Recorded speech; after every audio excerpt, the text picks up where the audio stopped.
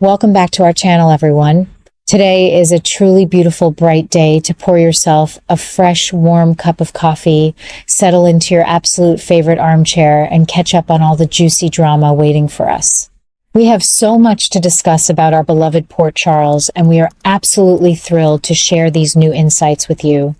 Let us dive right into the heart of the story together. Oh my goodness. The upcoming 3 weeks in Port Charles, stretching right from April 20th all the way to May 8th, are shaping up to be an absolute whirlwind of emotions, dangerous secrets, and the kind of heart-stopping drama that keeps us glued to our screens. As someone who loves diving deep into the hearts and minds of these characters, I have to tell you, my head is just spinning with everything that is about to unfold. It seems like the overarching theme for the coming weeks is that the truth always comes out in the wash, no matter how hard you try to sweep it under the rug. We are going to see some massive cover-ups hanging by a very fragile thread. And let me tell you, when those threads snap, the fallout is going to be spectacular. I am just bubbling over with excitement to talk about this with you, so let us take a nice leisurely stroll through all the twists and turns coming our way. Right out of the gate, in the week of April 20th, we are going to be feeling those familiar, fluttery butterflies right alongside Christina. Our dear Christina is going to be spending some time with Ethan and my stars. The chemistry between those two is just palpable. Seeing Ethan back in town brings back such a flood of memories. The apple truly does not fall far from the tree, does it? He has that exact same roguish charm and that unmistakable twinkle in his eye that his father, the legendary Luke Spencer, always had. Christina has always had a bit of a soft spot for complicated men, perhaps because she grew up with Sonny as a father, and she is feeling that undeniable magnetic pull toward Ethan. It is like watching a moth drawn to a flame. You just know it might end in tears, but it is so incredibly captivating to witness their flirtatious little dance. But Ethan is not just in town to bat his eyelashes and break hearts, honey. He is a man on a very serious mission, and he is reaching out to none other than Sonny for a job. Now, you and I both know that making a deal with Sonny is never just a simple business transaction. It is a lifelong commitment. Ethan is carrying a heavy burden of grief and anger over what happened to his mother, Holly. Sidwell nearly destroyed her, and a good son never forgets a thing like that. Ethan wants revenge, pure and simple. Teaming up with Sonny to take down a monster like Sidwell makes perfect sense on paper, but it is like jumping out of the frying pan and into the fire. I cannot help but worry for Ethan. He is stepping into a very dark, very dangerous mob war, and I just hope he knows exactly what he is signing up for. And speaking of playing with fire, let us talk about the absolute mess happening between Willow, Michael, and Jacinda. My heart just aches for Willow. She is acting like a fierce mama bear, fiercely determined to get Jacinda out of her children's lives. Any mother watching can completely understand that primal instinct to protect your babies from someone you do not trust. But Michael, oh Michael, he has this terrible, deeply ingrained habit of needing to control the women in his life. We have seen it before, haven't we? Instead of supporting his ex-wife, Michael is using this chaotic situation with Jacinda as an excuse to tighten his grip on Willow. It is a suffocating dynamic, and you can just feel Willow desperately gasping for air. She is fighting a war on two fronts, trying to protect her kids from Jacinda while simultaneously trying to protect her own independence from Michael. It is an exhausting battle for her.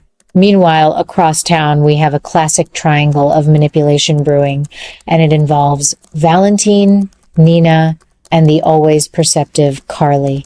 Valentine, smooth as silk and twice as slippery, is trying to use Nina as his ally in his high-stakes battle against Brennan. Valentine can sell ice to an Eskimo, but Carly is not buying a single word of it. Bless Carly's heart. She has always been the town's undisputed queen of seeing through the nonsense. She knows that Valentine is playing a dangerous game and that Nina is entirely too fragile to be used as a pawn. Carly is firmly putting her foot down and refusing to approve of this alliance. It is so fascinating to watch Carly, who has had her own bitter feuds with Nina, actually being the voice of reason here. She knows that when you play with fire, you are bound to get burned, and she can see the flames licking at Nina's heels already. Then we have poor Britt, who is about to receive the kind of alarming news that would make any of our blood run completely cold. It looks like Britt is going to discover the absolute shocker that little Rocco Falconeri is the one who shot Cullum. Just imagine the sheer horror washing over her. A child, Dante's sweet boy, pulling the trigger. Britt is going to be absolutely frantic, her mind racing a mile a minute, trying to figure out how to protect him. We already know that Jason Morgan, always the stoic martyr, is preparing to take the fall for the boy. But into this emotional hurricane steps Cassius Faison, the man wearing the face of Britt's beloved late Nathan West. Cassius is going to use that familiar, comforting face to talk Britt down from the ledge and convince her to let him handle the situation. It gives me goosebumps, honestly. It is so deeply manipulative and cruel to use Britt's lingering love for Nathan against her, and I am terrified of what Cassius actually plans to do. To make matters even more heartbreaking, the dynamic between Nina and Willow is turning incredibly toxic. Willow is currently holding a massive trump card over Nina's head, a syringe covered in Nina's fingerprints. Willow is using this to keep Nina in line, and the pressure is just crushing Nina. It is so deeply tragic to watch a mother and daughter tear each other apart like this. Instead of building a bridge and finding forgiveness, they are building walls and arming themselves with blackmail. It just breaks my heart to see family treat each other as enemies. You just want to reach through the screen, shake them both, and tell them that life is too short for this kind of bitterness. Thank goodness we have a little ray of sunshine to break through all these dark clouds. Our sweet Gio is whisking Emma off to New York City for a romantic getaway, and they are going to see the magnificent Broadway musical, Aladdin. Oh, to be young and in love in the Big Apple. It is such a beautiful, refreshing contrast to all the gloom and doom in Port Charles. They are even going to go backstage and have a wonderful chat with Gio's friend Michael James Scott, the incredibly talented actor who plays the genie. It just warms my heart to see these two kids having the time of their lives, making memories that will last forever. It is a lovely reminder that amidst all the betrayal and heartache, there is still pure joy and magic to be found in the world. But as we roll into the week of April 27th, that magic fades quickly and the stakes get incredibly high for Nina. She is going to find herself in some truly perilous moments as she actually goes through with Valentine's crazy plan, feeding Brennan the information Valentine wants him to have. Nina is walking a tightrope without a net. Brennan is a ruthless shark, and if he even catches a whiff that Nina is playing him, he will not hesitate to destroy her. And the ripple effects could be catastrophic, potentially ruining Willow's life in the process. It is a terrifying game of cat and mouse, and my stomach is in knots just thinking about it. Nina has always been so desperate for love and validation, and it constantly leads her down these incredibly destructive paths. Now, let us talk about a man who is entirely in the wrong place at the wrong time. Dear sweet Dr. Lucas. Bless his heart, Lucas is a healer, a man who saves lives, but he is about to be dragged into a nightmare. Cassius has been whispering poison into Sidwell's ear, planting the utterly false idea that Lucas is the one responsible for the death of Sidwell's son, Marco Rios.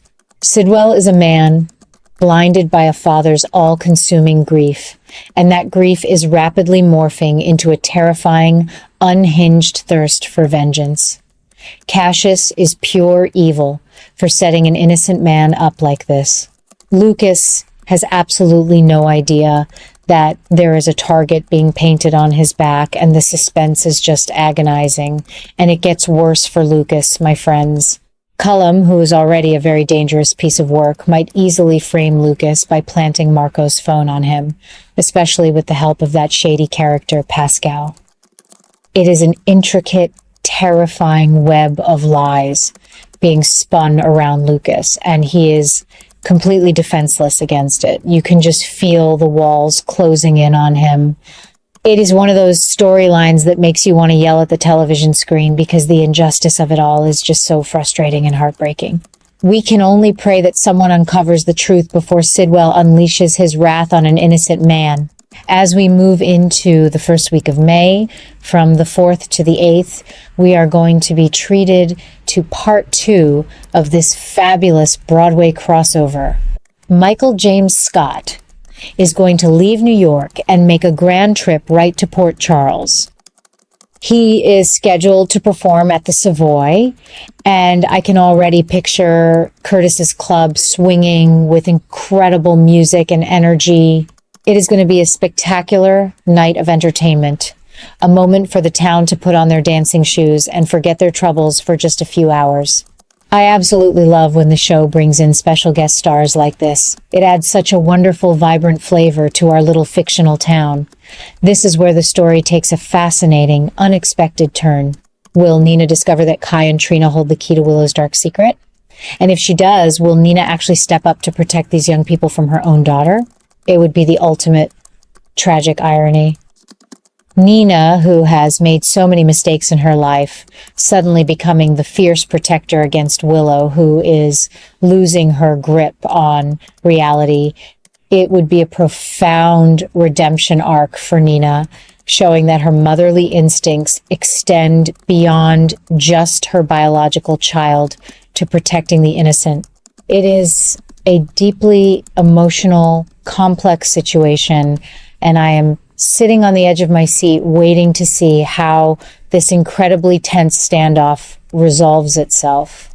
Poor Brooklyn is carrying the weight of the world on her shoulders.